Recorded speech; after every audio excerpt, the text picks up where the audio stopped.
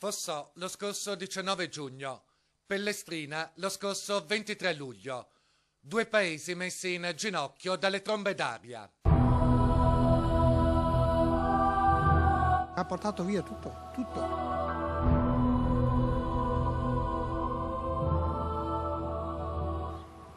Non vedi, per assassinare basta tanta paura.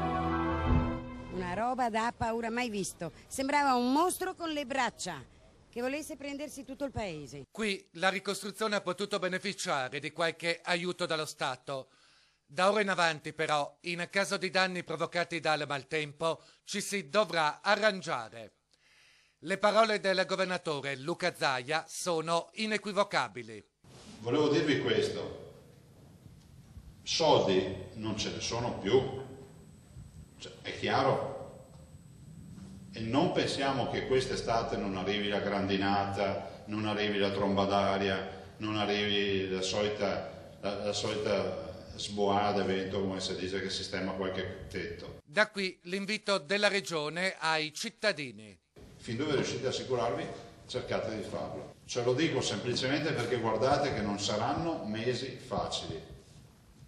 Poi questo è un anno, vedete, caldo, e correnti di aria calda, aria fredda, temporali, queste storie qua.